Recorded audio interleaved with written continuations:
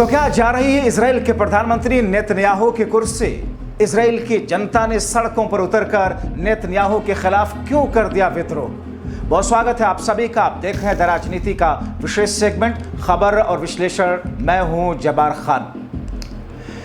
दोस्तों, क्या इसराइल के प्रधानमंत्री नेतन्याहू ने अपनी जिंदगी की सबसे बड़ी गलती कर दी? क्या ईरान पर अटैक करना दरअसल उन्होंने एक तरीके से अपने पैरों पर कुल्हाड़ी मार ली है?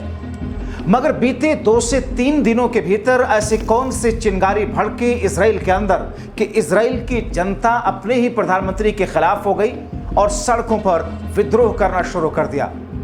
दोस्तों, अब अमेरिका इस पूरे मामले को लेकर के किस कदम उठाएगा? और अब ऐसे में जबकि नॉर्थ कोरिया ने भी ईरान का सपोर्ट कर दिया है, तो फिर इसराइल के भीतर भड़का हुआ विद्रोह नेतन्याहू को कहां पर उठाकर पटकेगा, देखना अहम होगा। दोस्तों, एक एक सवालों का जवाब आपके सामने रखते हैं, विस्तार से बताते हैं, अंत तक इस वीडियो को जरूर देखें। दोस्तों, इसराइल ने ईरान पर अटैक करने की गलती करके युद्ध में कूदकर ऐसा लगता है कि अब बुरी तरीके से फंस चुका है। ऐसा लगता है कि नेतन्याहू के सारे दांव, सारे हथकंडे उल्टे पड़ गए। उनके मिसाइल डिफेंस सिस्टम पूरी तरीके से थक हार चुके हैं। ईरान हमलों को रोकने में नाकाम साबित हो रहे हैं उनके मिसाइल डिफेंस सिस्टम। तो दूसरी तरफ इस जंग में उसे भारी खर्च के चलते अपनी आर्थिक कमर टूटती हुई नजर आ रही है। मगर इस बीच में इसराइल में जो सबसे चौंकाने वाली स्थिति बनी है, वो इसराइल और इजरायली पीएम नेतन्याहू के लिए भारी मुश्किल खड़ी कर रही है। आपने देखा कि किस तरह ईरान के लोग अपनी ही सरकार और सुप्रीम लीडर आयतुल्लाह खामनेई के साथ खड़े हैं। पूरी दुनिया में ईरान के समर्थन में अक्सर जगहों पर सड़कों पर प्रदर्शन दिखने लगा। मगर इसराइल में इसराइल के पीएम को उनकी जनता निशाने पर ले रही है।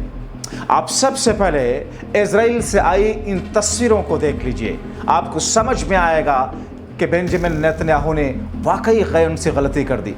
दोस्तों, विरोध प्रदर्शन करने वाले ये लोग इसराइल के हैं, खुद इसराइल के खिलाफ सड़कों पर उतरे हैं। यानी कि अब इसराइल अपने ही घर में, नेतन्याहू अपने ही घर में घिर चुके हैं, अपने ही लोगों के सामने।